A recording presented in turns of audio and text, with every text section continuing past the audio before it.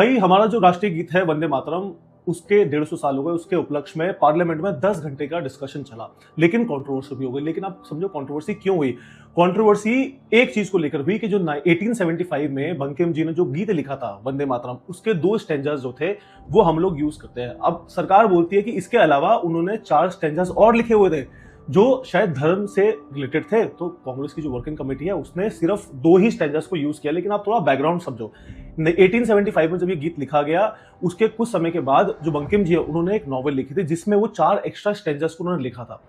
और रविंद्रनाथ टैगोर जी जो गुरु जी है उन्होंने इस गीत को गाया। लेकिन इसका असली महत्व तब हुआ जब बंगाल का विभाजन को लेकर पूरा आंदोलन चला 1905 में, 1905 में।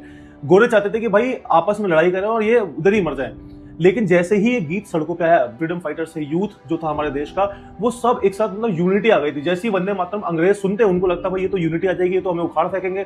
समय आगे बढ़ा 1937 में जो कांग्रेस की वर्किंग कमेटी थी उसने बोला कि भाई जो 2 स्टैंजास है हम उन्हीं को यूज करेंगे, क्योंकि जो अगले 4 स्टैंजास जो थे वो कहीं ना कहीं धर्म से रिलेटेड है। और हम लोग देश के अंदर हम चाहते हैं कि तनाव ना हो आपस में, क्योंकि लड़ाई चल रही थी देश की आजादी के लिए।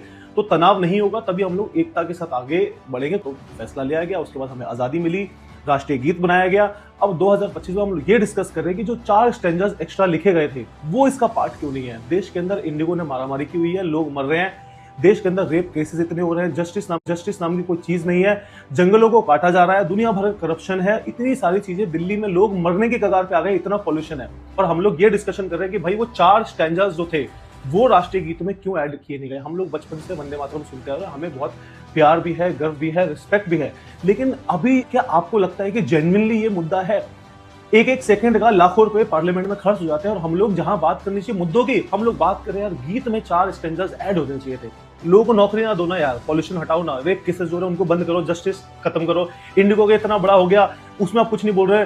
गोवा के अंदर एक पूरे पब के अंदर आग लग गई, 25 लोग मर गए, उसके 2 लोग जो ओनर्स है वो भाग गए गोवा, पहले थाईलैंड भागे, उसके बाद दुबई भागे। आपने उनको जाने दिया, कैसे जाने दिया? क्यों? क्योंकि करप्शन है, पैसा लेके सेटअप हो गया है। अब उसके बारे में बात करो ना पार्लियामेंट में। और हर एक पढ़ा लिखा बंदा, मुझे विश्वास है, इस चीज से अग्री करेगा, जो सही है वो सही है, जो गलत है वो गलत है यार।